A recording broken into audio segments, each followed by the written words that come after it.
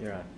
It was in Rizwan of 1960 that Mason Remey sent forth his proclamation that he was the second guardian of a Baha'i faith.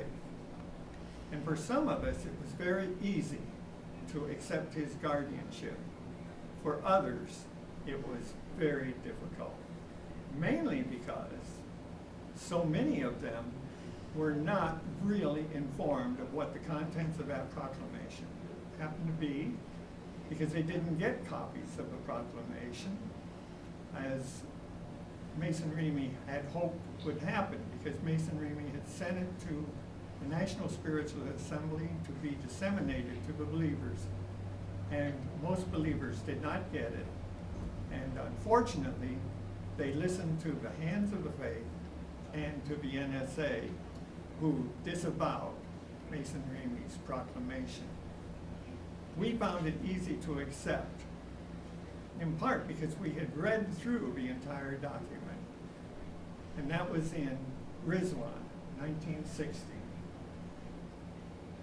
Carole, do you remember the occasion? Were we at the temple? We were at the temple in late April, early May, yes. I just remember getting the letter or the call from Mother. The first call I got was in 1957 when Chogi Effendi died, and I came home on a bus because you didn't have a car when you went to college. And so from 1957, we were waiting for some news that would break that would tell us that there was a future guardian, and we didn't know how. And then after we were married, so it was 1960, we were married in August of 59. In May of 1960, Mason Remey proclaimed himself, and we went back, Frank and I went back to Illinois, to Mother's house in Peoria, and read the proclamation, and it was perfectly obvious that Mason Remey was the guardian by his definition and explanation of the will and testament and the teachings.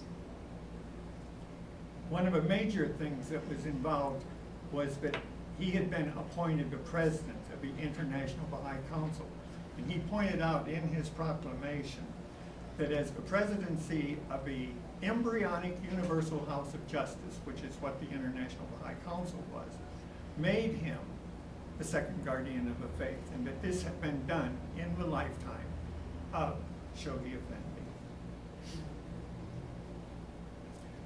When we got that news, we wanted other people to know about it, and eventually, I believe it was Mom Rhodes who got in touch with the Quincy group, and she said, "What do you people down there have to say about all this?" And we got hold of Tess. Okay, Rizwan, 1960. We had become Baha'is in 1955 under the auspices of the National Spiritual Assembly of the United States, and 55 to 57 when Chogi Effendi died. We had been told and taught that the guardianship, the position of the guardianship was the unique distinction of the Baha'i faith. And during all our years of visiting teachers and stuff, we had never failed to ask about Chogi Effendi's children. And we were told they're in hiding for their protection, they're in school in Switzerland, etc., etc. So upon the death of Chogi Effendi, we waited eagerly to find out which of his sons or children was the guardian, only to be told by the Hands that there wasn't any. Rizwan, 1960, we had driven all night from Quincy, Illinois to Chicago, a trip of some 300 and some miles. Ruhia Khanum was due to speak. We had hoped that she would be able to somehow tell us that there was a guardian. Instead, when she ascended the podium, one of the first things she did was make the announcement that there had been a declaration by this senile old man that he was the second guardian of the faith, and we were absolutely not to read his literature, we were not to communicate with him in any way. And of course, that was like a red flag. And the first things that we did was try to find out what this was all about, because this was the first we had heard about it. We were not able to acquire one of these proclamations until the Peoria contingent came down and brought us the word. At that time, I would say that the whole Quincy community, that would include 3 assemblies, Quincy, Ellington, and Melrose, recognized the guardianship and accepted Mason Remey at that point. And then they set down the big guns, but that's a different story. For me, it was quite easy. Frank said it's easy for some and hard for others. My mother, Marilyn Rhodes, was a very strong proponent of the Will and Testament, and she had been asking for the full Will and Testament to be given to the believers far before the death of Shoghi Effendi.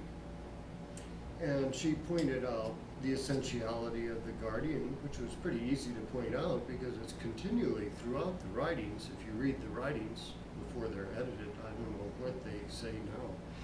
But in 1957, I remember my mother crying, and I remember the overwhelming grief that came at the death of Shoghi Effendi. She had been in touch with him repeatedly throughout her life and had many corresponding letters with him. And it was very personal to her. And to me, it was like, well, now the next guardian, who will be the next guardian? And there is no son, and it goes on. And suddenly, I mean, I knew that what was pointed out was the most distinguishing characteristic of the Baha'i faith is that it cannot be destroyed by the misinterpretation of human error and human interpretation, because the guardian is there to protect us. And it's an ongoing, infallible interpretation. Well, suddenly, as a Baha'i at that age, I was quite young, I could no longer teach the faith.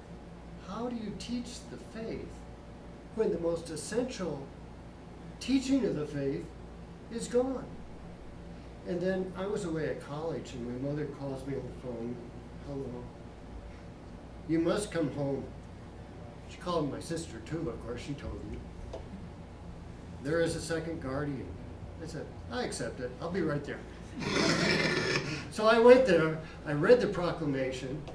He stayed at our home. I remember they drove in, and I remember hearing, he's a senile old man, you know, from other sources, not from us. You know. Senile old man, my foot.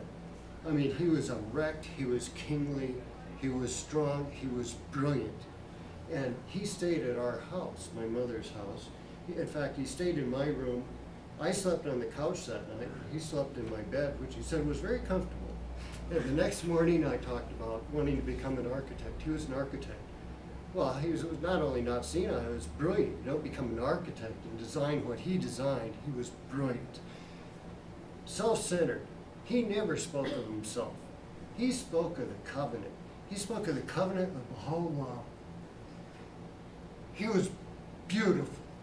And he was the second guardian, and we accepted it. One of the things which I indicated was that he conducted a fireside at Steve's house. Steve and Carole's Mother's. house. Mom Rhodes' house. It became my house as well. And it was as though you were listening to Abdul Baha speak when he talked about the Baha'i faith. And it is that kind of a memory, I think, that we all share. Yes.